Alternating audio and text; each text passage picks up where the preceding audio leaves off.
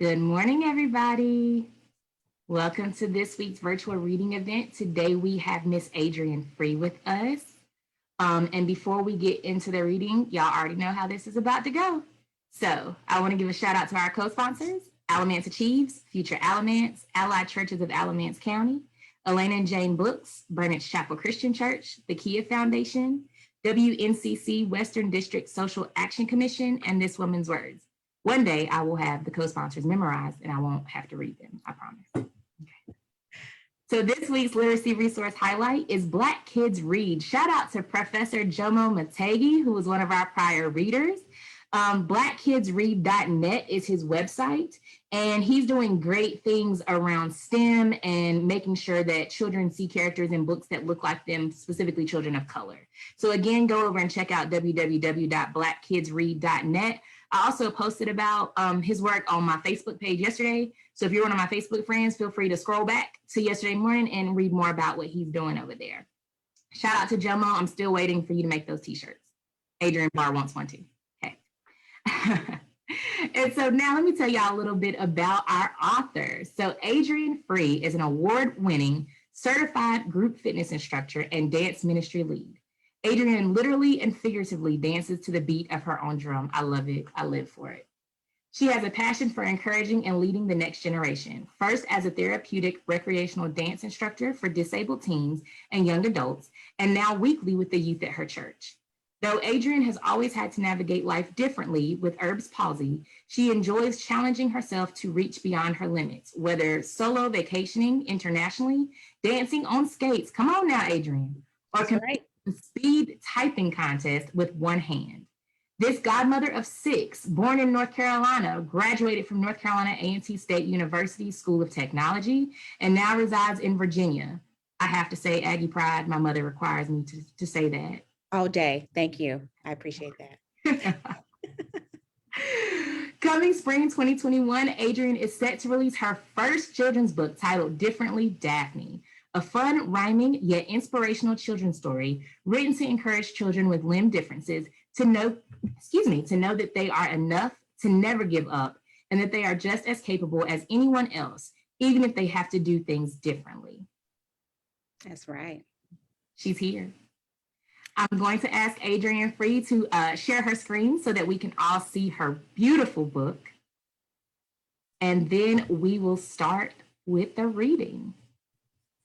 All right.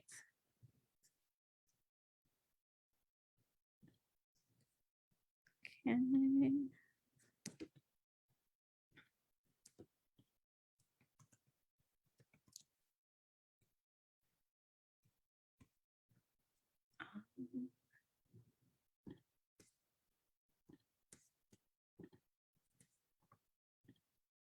There we go. Can you see my screen okay? Perfect.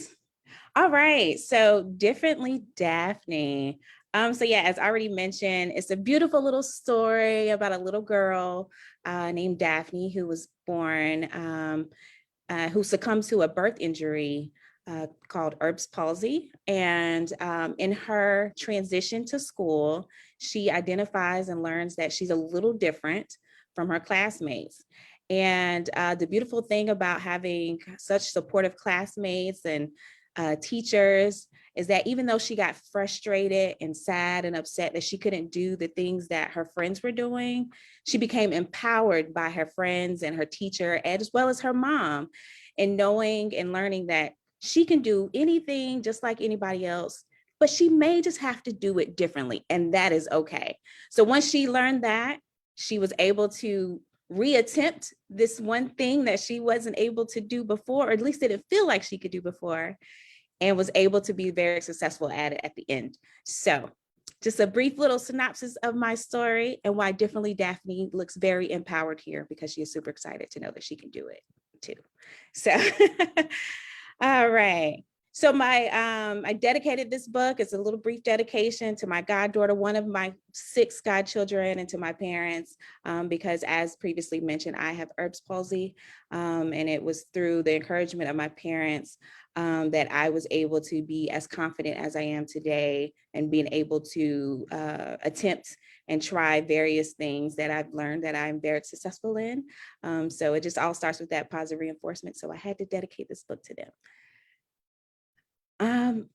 Also in the book, another little heart-to-heart conversation that I've incorporated is to parents and readers to kind of tell them a little bit about my story, and let them know that I understand their frustrations, maybe their struggles, and the sadness that can come with it, but also to show them the things that I've been able to do to hopefully inspire and encourage them to know that they can do those same things and anything else they put their mind to, because even though they may have a little challenge, they can do it differently and still succeed. So, all right.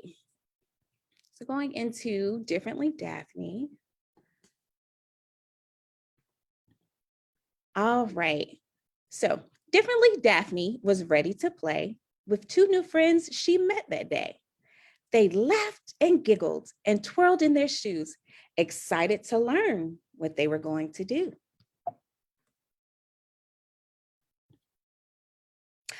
Look, Daphne, look, it's a new relay game with monkey bars and tunnels and fun squishy things. Wait, we cannot start. My shoestrings are not tied. Do you not know how to do it? We tied our shoes inside. I don't know how. My arm won't work. I wish I was like you. Don't be sad. It's okay. One day you will learn too.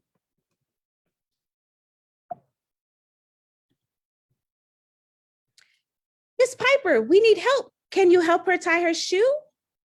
Sure, I will. It's okay. Sometimes I need help too. Okay, Daphne, you're ready to go. Put a smile on that sweet face. Everyone's so excited to start the silly relay race. Remember, children, you will start when I say go.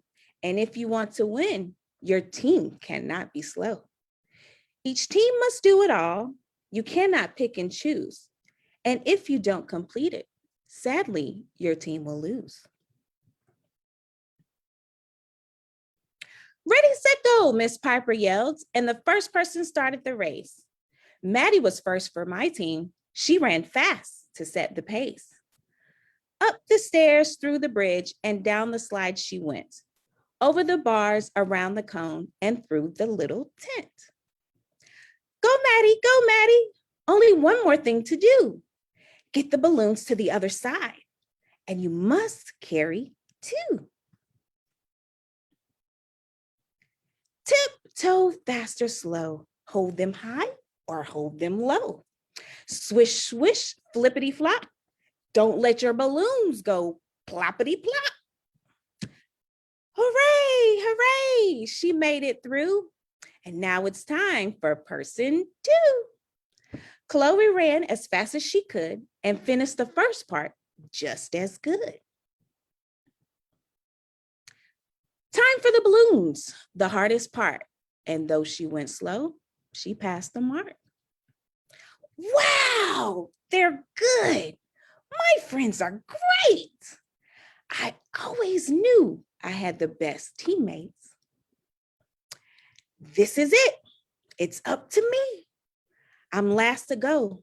I'm person 3. Through the bridge and down the slide, the other team is close behind.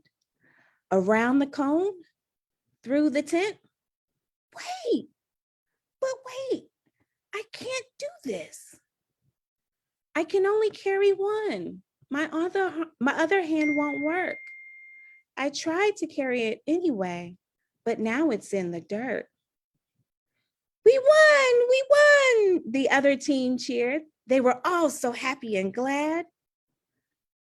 But my team lost because of me, and it made me really sad. It's okay, Daphne. Wipe your eyes. You did your very best. Yeah, Daphne, we're not mad. It's not like it's a test. Miss Piper, will we play again? Yes, very, very soon. Now we'll have another chance to show them that girl's role. I don't know. I'm just sad. My hand will never change. So even if we play again, it will all just be the same. Let's go, girls. It's time to go. Your buses are now here. No matter what, we're friends forever. We'll always be right here. Hi, my sweet Daphne. How was your day? Did you learn something cool or did you play all day? Yeah, but no, I guess so. I don't really care. My friends can do everything, but I can't do anything. It's just not fair. Everything was fine until we played the game. Okay, tell me what happened. Tell me what changed. Well, we were winning and we were going fast. And then it was my turn and we finished last. It's all my fault. I could not do it right. I dropped the balloons because I can't hold it tight. My arm is the problem and it will never change. Will I always have Erb's palsy? Will it ever go away?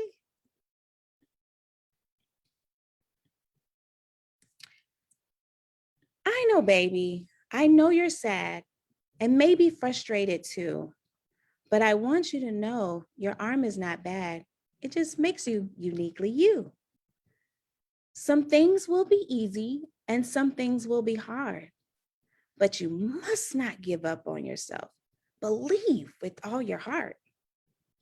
When things become a challenge, you may have to sit and think, how can I get this done and do it differently? It may not be how your friends do it, but that's okay, you see. Everyone can do the same, yet do it differently. It may help you to say these words when things challenge you a bit, so you can be your own superhero and have more confidence. My name is Daphne, and I believe in me. I am strong and smart enough to do this differently.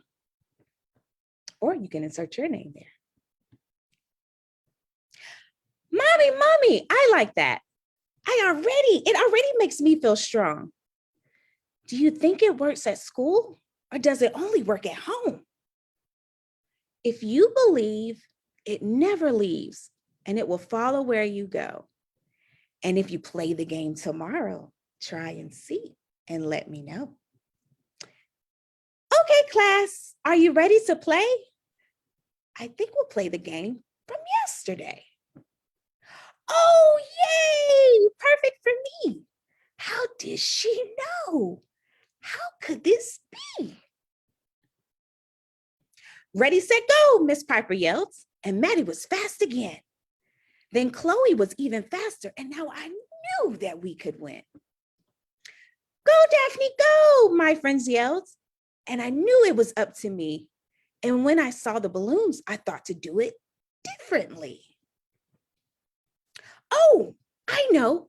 I grabbed my shirt and held it with my hand. I put the balloon inside and held the other one again. Off I went across the line before the other team. Yippee! We won and we did great. And I'm so proud of me. The end. I love it. I love it. Thanks. So we're going to kick this off with Miss Adrianne Barr because I know she already has at least 2 questions because she prepared us for them before we got on today. So Adrianne, what you got? First and foremost, I want to say how I loved that the book rhymes. I'm a sucker for a good rhyme. And you did a beautiful job on that. And I love the affirmation where the kid can insert their name in the blank. Like that is just beautiful. And I know you personally. So will you share with the class what made you want to write this book? That's my first question. Well, actually, so like I said, I've, grown up all my life and will continue to experience this, right? Because for me, it's a lifelong journey. But I experienced this birth injury called Erb's palsy.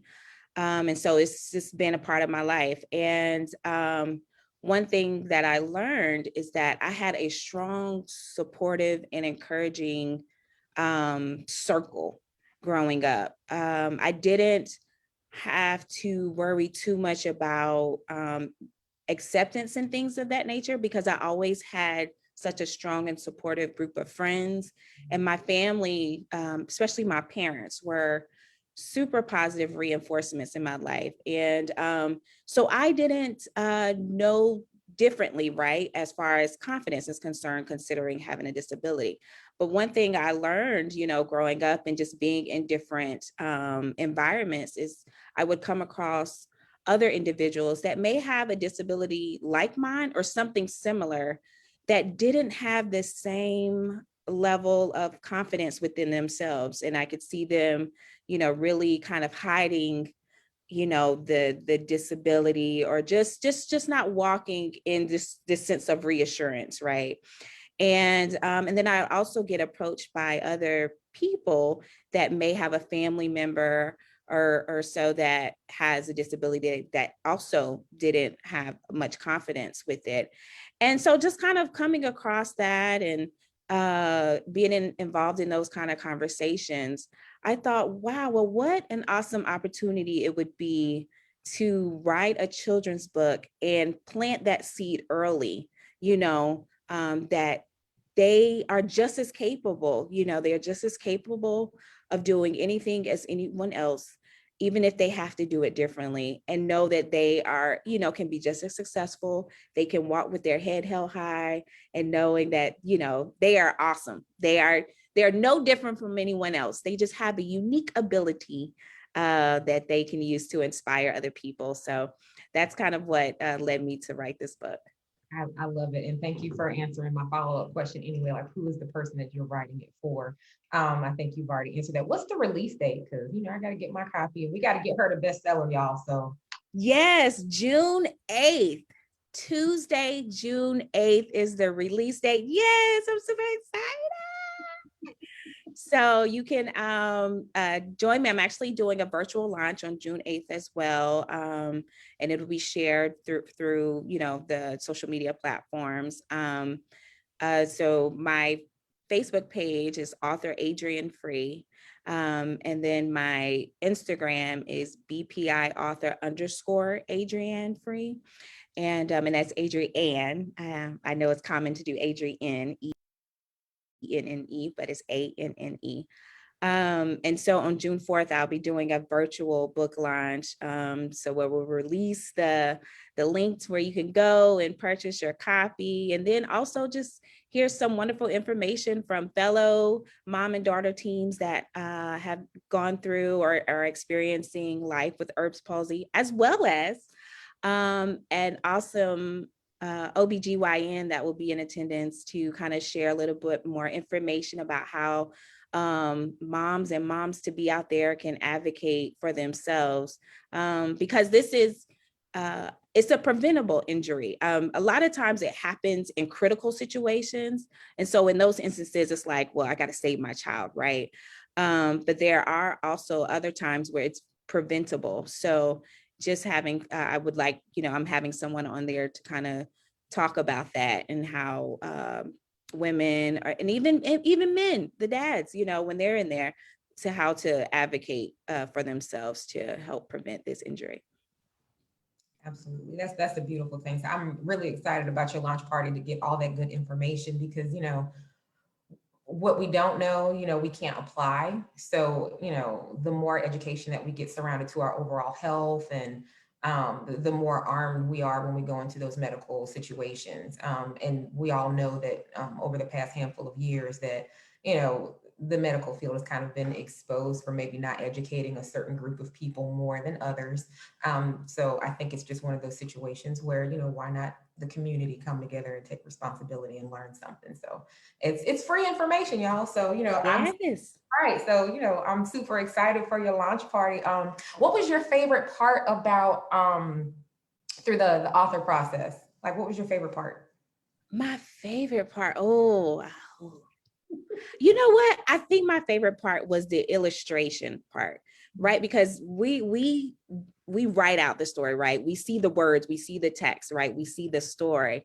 But once you add the illustrations on, it just really brings the story to life. And I think that just gave me so much joy, like to actually see, like I remember saying, wow, it's real. It's real. Like I actually have a Daphne, right? Like I have a 2D Daphne, right? So, I think that's what was my most favorite part. And my illustrator is in Russia. So how cool is that, right? To be able to work with someone that's in another country, talk about loving to travel internationally. So I thought that was super exciting. But yeah, when she would send those illustrations, it just brought so much life to me when I saw those. Yeah, and your illustrations are beautiful. She is a female, yes? Say that again. Your illustrator is female? Yes, She did a great job. I didn't want to give her the wrong pronoun. Yeah, she did. Thank you. All right, I'll let Sharia take over. So thank you so much for reading. I think that one thing I thought about was different languages when we started the virtual reading series and making sure that everybody could kind of see themselves in that way. But when I got introduced to Differently Daphne, I felt like that changed my whole perspective on making sure that everybody saw themselves. So I want to thank you for sharing your story, and I want to thank you for sharing your book with us because I think it's very important. I think the illustrations are beautiful. I love your voices. Made my whole morning, just so you know. Thank you. But I will also say that I really, really appreciate that you gave her encouraging friends in that story. And so therefore, I think that this story doesn't just speak to someone who has a disability, but to anybody going through challenges. Because in every walk of life, none of us have to do things the same way. We may have to find different ways to understand things. I will tell y'all now, I'm a social worker. I don't do math. Mm-mm. My mom, an Aggie, excels in math. That's her thing, right? And so me trying to learn math meant I had to do it differently. And I just feel like if we think of things that way, even if we teach our kids that way, then it doesn't cause us to treat people like they are less than or not as good as or any of that, because all of us do things differently for a variety of different reasons. Exactly. And I appreciate that her friends weren't mad at her and tried to give her like a pep talk, because I think that that's the behavior that we should demonstrate with anybody who may frustrate us or who we may feel we lost something because of them or what have you. So just in general, I feel like so many great things came out of that story. And I feel like, just like Adrianne said, the affirmation really spoke to me most because I wonder as kids go back into school, and for some of them who haven't actually been in school because they would have started school in COVID, those words that you can carry with you, whatever it may be. If you are different for one reason or another, and so you haven't been around kids yet because of COVID, now, I'm sure that's given some people some anxiety. And so I feel like you gave them this mantra and these words that really helped them. And so I want to thank you for even thinking to write this book, because it's so necessary and I think it's very needed. I'm not going to cry, just so you know. It was starting to well up. So It's okay. It's okay. So Adrianne Barr will tell you Sharia is not allowed to cry. I don't cry on Facebook Live. It's not allowed. It's a Leo thing. Leos can't cry. Okay. Up on camera. But with that all being said, I wanted to ask you, what made you think of it being like in a school setting? You know what I'm saying? Because I think that a lot of people, as we're going through COVID, have kind of navigated to situations that we're experiencing in COVID, which might be virtual learning. So you thinking about a school setting and this happening during just recess at school. What made you go that route with it?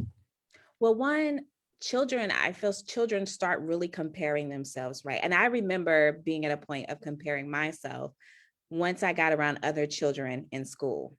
So I thought it was imperative to apply that setting to this book, because that's when they're going to start, I think I want to say it's like in the first, kindergarten through maybe second grade is when they start really building up their confidence and finding their confidence levels at that time.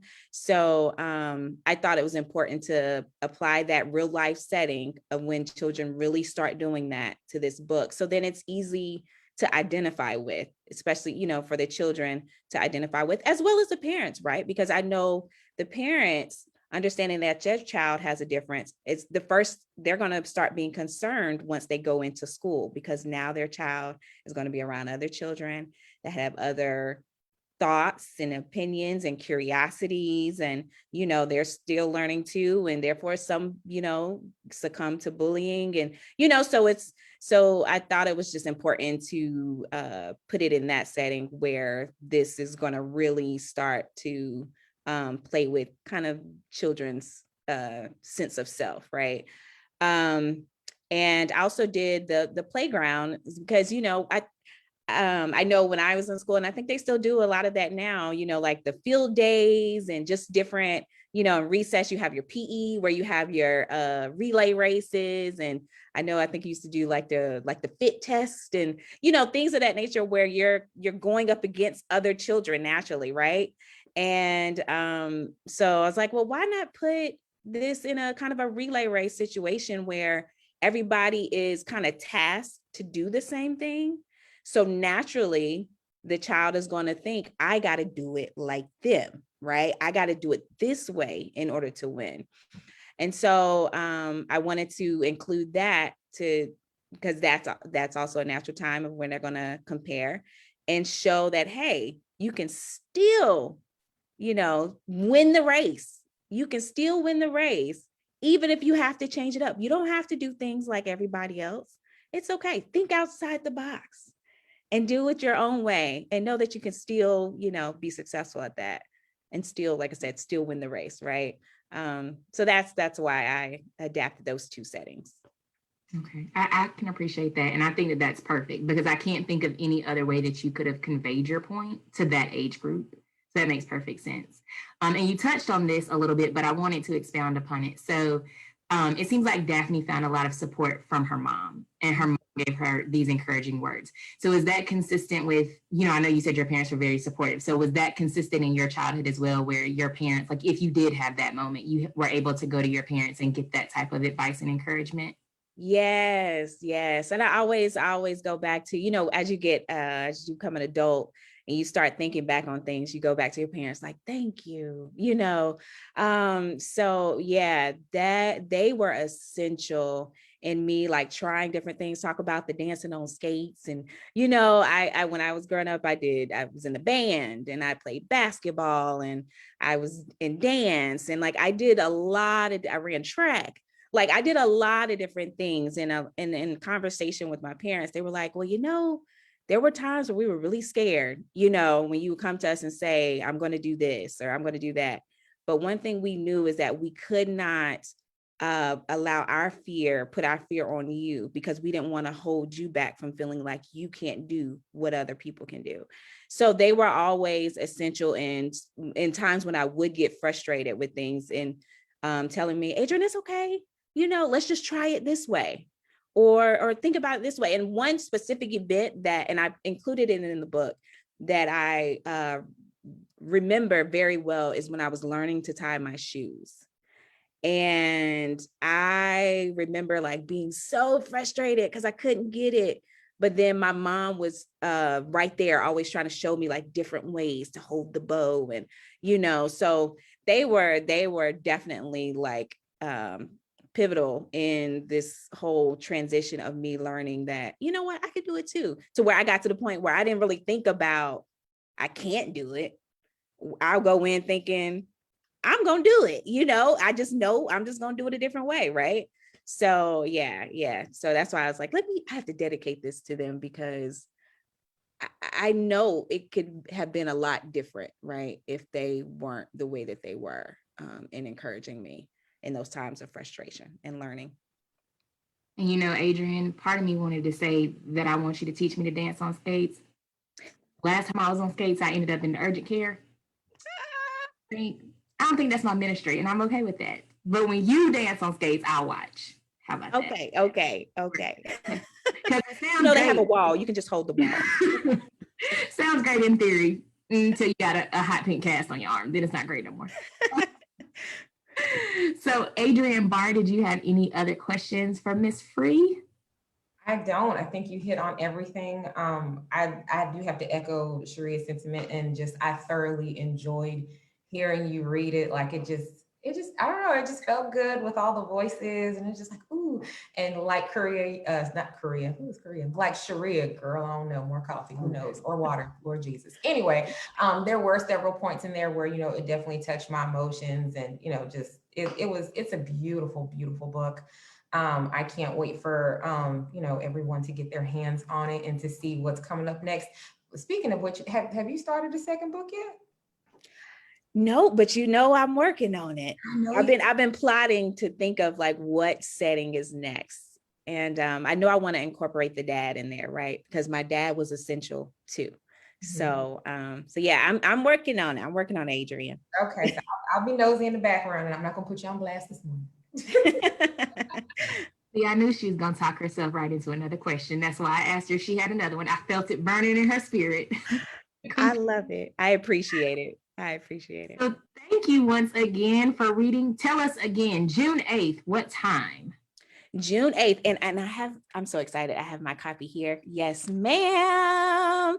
But yes, June 8th at 7 p.m. On my social media platforms is my virtual launch. All right. And your social media platforms one more time? So on Facebook is author Adrianne, and that's ADRIANNE, author Adrianne Free. And on Instagram is BPI author _ Adrianne Free. And where will people be able to purchase your book? On Amazon. Yeah. And they can pre-order now, right? Yes, they can. They can pre-order now. Yeah. Okay, wonderful. So I want you all to make sure that you pick up a copy or several of Differently Daphne. I want to thank Adrianne Free for reading to us today. And beautiful job on the illustrations. Wonderful job with the voices. Incredible. I love it. And a very important message. So I hope that all of our readers pick up a copy and share it with somebody that you feel like would find value in this message, which I think is pretty much everybody that we know will find value in this message. Next week is June 5th at 11:30 a.m. We will have Monica Gothier, and she will be reading a book that she did not write, but it was written by her cousin, Reggie Green. And the name of the book is The Adventure of Swami Somewhere, A Trip to the Supermarket. So that will be Saturday at 11:30 a.m. The flyer and the blurb will go up shortly. We look forward to seeing you here next week. Make sure that you're sharing this video and make sure that you pre-order Miss Free's book. I'll see y'all next week. Bye. Bye.